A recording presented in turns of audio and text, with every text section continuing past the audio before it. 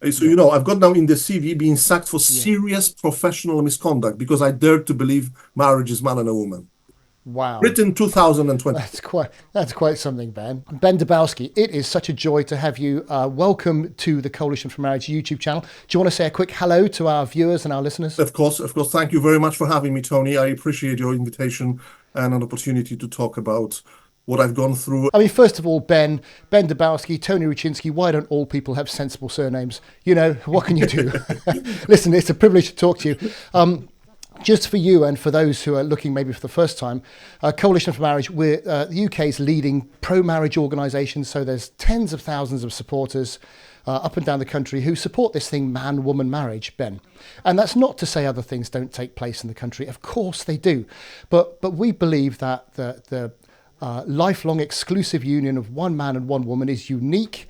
Nothing else can replicate that. And what's more, it brings about the best results for society, for men, for women, for children, for society.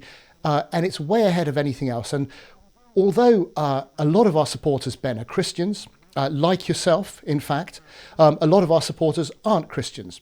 The majority would be Christians, but a lot of them aren't, Ben.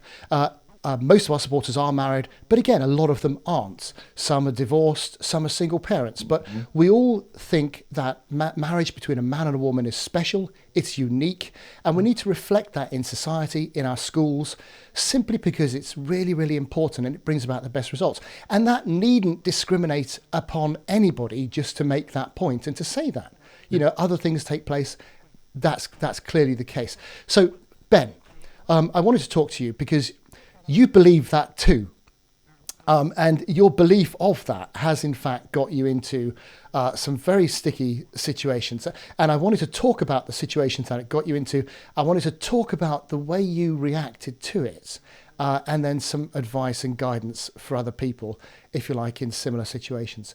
So can you run us through, just maybe in 2 minutes, what happened to you? The agency calls me, Ben. They canceled the booking. Don't worry, we will find you something. And actually, they said, but as luck would have it, we already have another school for you on that very day because someone had phoned in sick, and they said we want you to go to an Anglican or Church in Wales school, secondary school in Cardiff, so on the outskirts of Cardiff, a very nice part of Cardiff. So I thought, wow, that's interesting, and it sounded good. Like I thought it was a providence.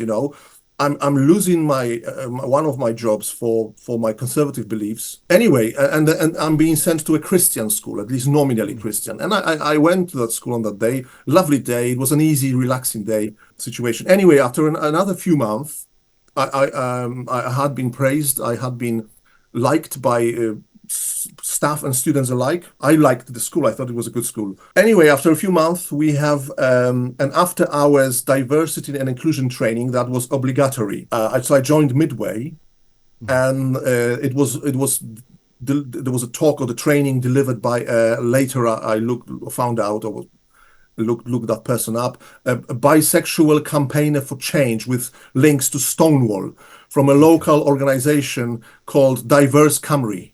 Okay. I think they get some governments. I think that they are a charity, but Yeah. I'm pretty sure they get government funding. They promote diversity and inclusion in Wales. Yeah. So anyway, after listening for I don't know, maybe half an hour or so to what that woman was saying, part of it I missed the beginning. Um, we come to a question and answer session, anyway, she kind of encouraged if anybody has got anything to say or to comment or to ask.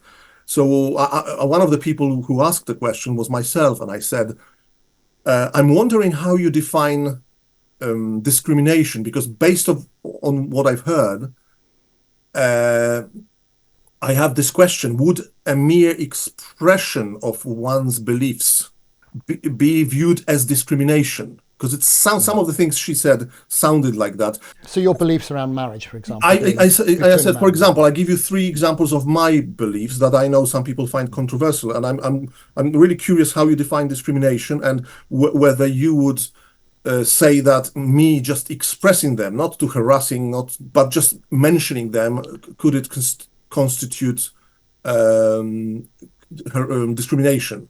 So I said, for example, I believe true marriage is between a man and a woman, but I added, I acknowledged the state legislated made other options legal. So I acknowledge that. But for me, true marriage is man and a woman. I said, I believe human life starts at conception and should be protected from that moment. Abortion is the taking of innocent human life, which obviously I disagree with.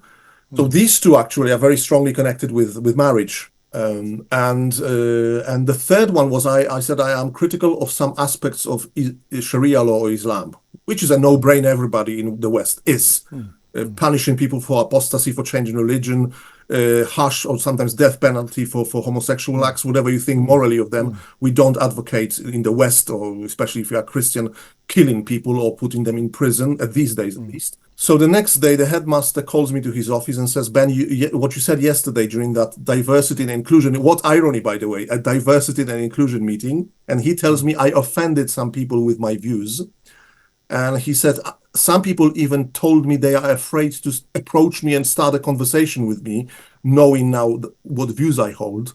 This, I quote, what he is really telling me, he's going to sack me for just holding those beliefs and mentioning them in a safe space, which is, I thought, this is incredible. Right. I hadn't been walking around the school with placards, or he hadn't been doing a massive campaign in the center of Cardiff or on social media. It's just that I mentioned my beliefs, and it's going to cost me my position here. So anyway, he tells me, Ben, you offended some people. I don't want you to express those views anymore at the school, or discuss them. I can't remember which, discuss or express, or both maybe. So I said, that's okay, sir, but I'm a bit surprised that it should be a problem in a Christian school. But I hadn't been doing this really, because that wasn't part of my job. I was just a teacher assistant.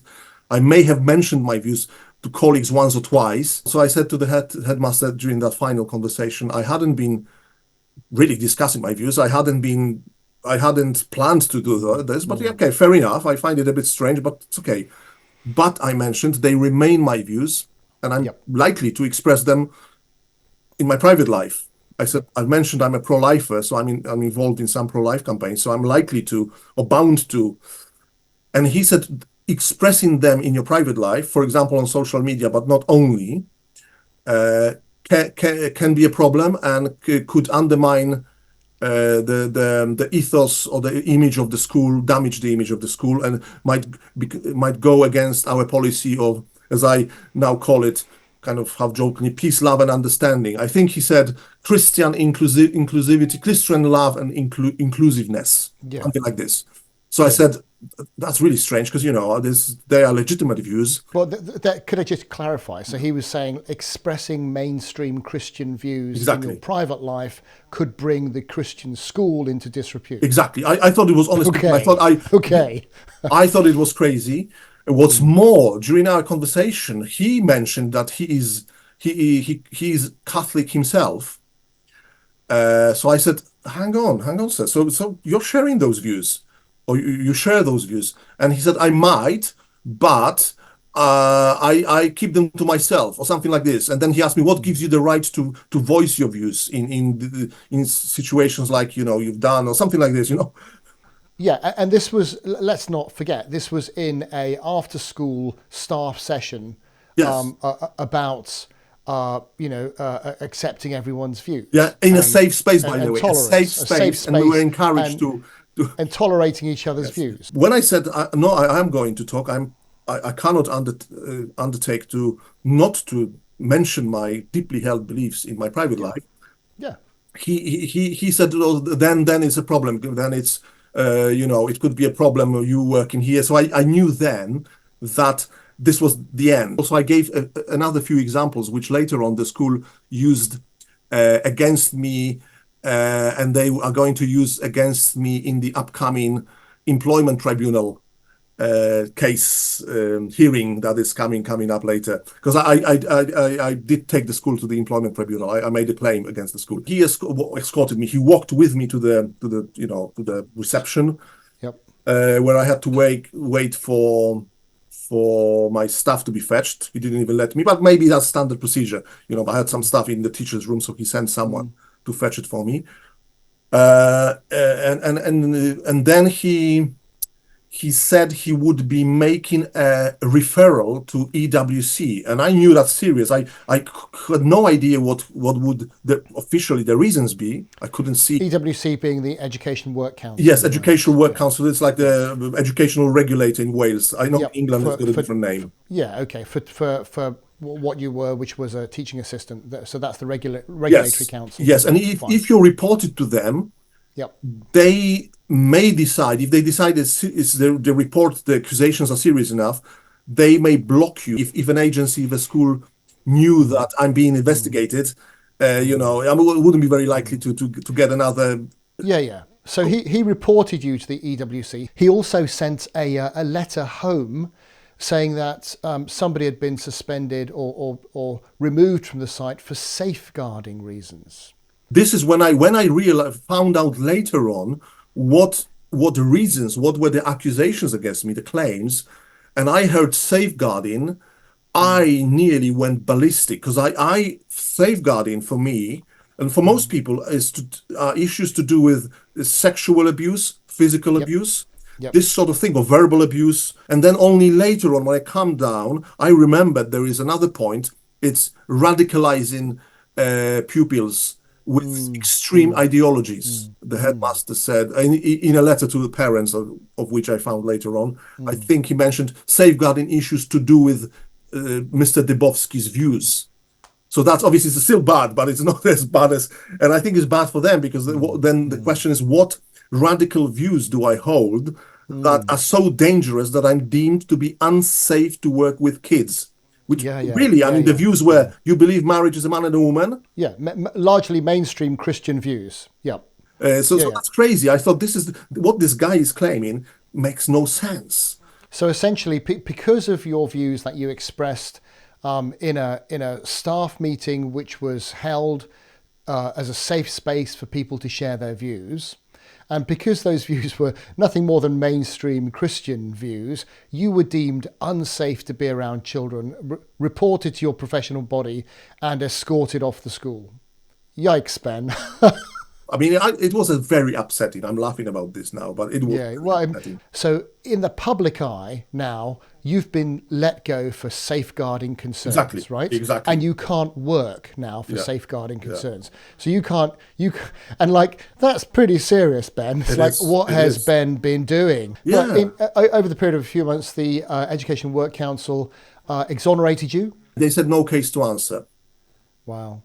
After 5 months. And, I mean, let's remind after 5 months. So that's 5 months of you being in the public eye, identified as a safeguarding risk to students. My case is interesting because I was dismissed for nothing I had done, because the headmaster, apart from the things I mentioned in a very civil, logical, matter-of-fact questions, general question, not directed at any person, so there was no harassment, no intention to upset anybody involved, in a safe space. So I said 3 things in a safe space, and then he sacked me for something I could potentially do in the future. I just didn't promise I would not do that in the future, but it still didn't happen. So he really sacked me for a potential crime. I remember I realized at some point, and somebody else pointed that out as well, it was a minority report type of situation. Yeah, this guy might say something in the future. He hasn't done it at the moment. There was no proof. I asked him during that conversation, sir, do you have any negative comment about my work at the school? He said no. So there was nothing. He just thought, oh, you've got dangerous views. We need to get you out of here because you might one day blurt them out, even if not at the school, outside of the school, and this is still a problem for the school. So I think this is as pure discrimination as you can get. That's why I think my case is interesting. It's not that I suffered more than other people, but I think it's just an interesting case of a pure thought crime and how this Bolshevism is. The problem is, right, it's a double pre-crime, because A, you hadn't done it, and B, it wouldn't be a crime if you had. That's yeah. So it's like, it's worse than a pre-crime, Ben. Yeah, you're right. I mean, yes, a pre-crime in somebody else's dictionary, yes. Yeah. But as we know, we know that people get arrested for praying outside abortion clinics quietly, praying quietly.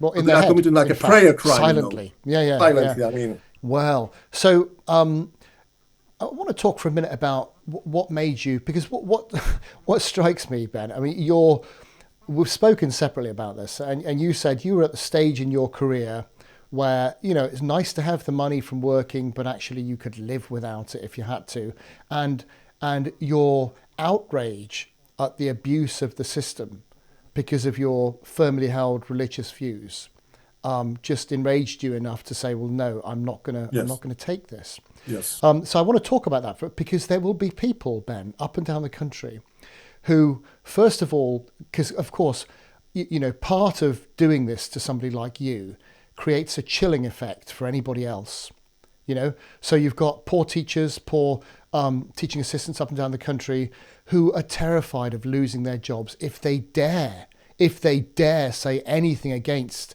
this radical movement, you know. If they dare say that they want to believe what their eyes and ears are saying is logical, if they dare do that, they would lose their job. So they're terrified. So tell me a bit about why you felt, no, you weren't going to put up with that. You weren't going to go quietly. I had been concerned about where Western societies are going, including my own Polish. I don't live in. I've lived in Britain now for 20 years or over 20 years, but now I live here, and I'm concerned about culture. People, I'm a person with conservative views, Christian views. I've got children, so you know I care about what's going on because my children, my possibly grandchildren, will have to live in a society, the system and culture and obviously my generation, the older generation, will leave for them, and I'm not happy with what I'm leaving them. Obviously, I don't want to take the blame for everything, but at least when one day my grandson or granddaughter asks me, Grandad, how come we are in this place? And what's more, how come we can't even talk about it? Because, you know, we lose jobs. We can't even discuss the problem, which is happening now. At least I'll be able to hopefully to tell them I'll try. I tried to do something. Yeah. Unsuccessfully or successfully or not to whatever degree, but at least, you know, I wasn't one of those. And I understand it's not everybody's cup of tea to be a campaigner. And to be quite honest, I knew I have it in me. You didn't go into the education system purposefully to change and absolutely amend it. not. But the fact is, there are a lot of people and organisations who are doing just that. Absolutely. They're purposefully going after the education system because they know that young children are like wet cement. Whatever touches leaves an impression, and you know they want to get involved from that point of view and change young people's minds. Part of the reason the headmaster got rid of me so quickly was, I believe he was woke himself, but immediately after what I said, a group of people, even during that meeting, actually, there were some people who were immediately attacking me, not directly, but with their questions or comments. I saw them being directed to me. One person said, very woke colleague said, should it even be allowed to express opinions that go against the current legal system? She meant, for example, marriage, man and a woman. She suggested that if the law says at the moment marriages can be two men, I shouldn't even be allowed to express an opinion that I don't like it, or abortion. If abortion is legal.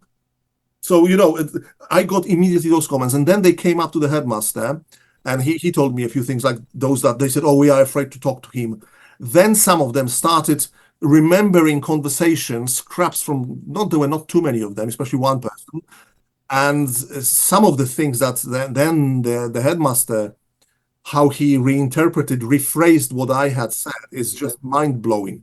The law, Ben, is quite clear. In fact, it's explicit that you are allowed to discuss other people's sexuality or the parties to a marriage, and doing so is not in and of itself hateful. You know, the Public Order Act is quite clear about that. So, and it's explicit that it talks about your ability to talk about those things. So if you do it in a hateful way, well, that's your own fault. But just to have and express those opinions in your private life is not illegal. Yes, although we know how the system works. Very often you need to go the whole way up to the highest legal instances because the lower institutions Yeah. are very often Now, very it may weak. well be in a school. Okay, you've got, teachers are under separate obligations, but then the Education Act demands balance, Yes. and belief that marriage is between a man and a woman is, the legal system has said it's worthy of respect in society. Yeah. A lot of people believe that that's the case. So and also it delivers best outcomes. So it's Absolutely. something children should be learning Yeah. about. So, I've got now in the CV being sacked for serious professional misconduct because I dared to believe marriage is man and a woman. Wow. Written 2020. That's quite something, Ben. When you get to the point that not only are there things that you're not allowed to say, but you have to speak and affirm things which are lies. Yes. That's Tragic. getting quite That's a serious place. That's the biggest price. That's exactly what I'm thinking. The biggest price we are paying, the society, Britain is paying for the woke revolution. Really, it is not people like me lose jobs. There are so few of us, all in all, considering the numbers. But all those millions who go silent or go underground with their views. Yeah, That and is there's the real famous phrase: "All evil needs to succeed." Is that good men do nothing and Do say nothing, or in this And- case, even say nothing. Because, just obviously saying is doing something, but nobody is expected. If we just dare to speak up once a year, let's make a commitment. Once a year, when appropriate, I will mention, I believe, for me, marriage is man and a woman. Just once a year, when appropriate, not harassing anybody. That would make a massive difference. Because Yeah. then if 10 people said that in the school, he wouldn't have sacked 10 people. So they are taking us one by one. Then we often win. I believe we will win. I've got a good lawyer who's helping me, Paul Diamond, wonderful person. Yeah, we know Paul. And we believe we will win because there were many similar cases, and mine is really pure discrimination. So we believe we will win in the employment tribunal. But still, that will be paid out of taxpayers' money or some other fund, insurance, and so theoretically, yeah, there is a recourse to justice and compensation, maybe, but I don't think it will change the headmasters, the general trend. They will still take us out because there's so few of us. Okay, yeah, we've got some glitches. Yeah. There is this occasional conservative guy. We'll deal with him, like take him out, or not violently, but just take him out. I know. Ruin And his you're right. career. Even if you do win, it has a chilling effect for other people who think, I don't want to go through that. Exactly. I don't want a letter to be sent home about me saying I'm a safeguarding risk. Yeah. So your legal case is we're waiting for a date for a tribunal? Actually, the dates are already set a short while ago. They were set. The culmination will be, the finale will be in middle of July. Right. Middle of July. Right. Well, hopefully you'll come back and we'll talk about your victory after that. Ben, obviously legal costs are quite high. I don't believe you've got anybody helping you. Have you got a website if people want to keep up with what's going on in your life and the case and everything else like that? BenDybowski.com. Well, Ben, listen, come back and tell us. I'm sure it's going to go well for you because it sounds like you did the right thing. You said the right thing. You stood up and you're being counted and setting a wonderful example. Ben Dybowski, what a privilege to talk to you. Take care of yourself. Thanks very much.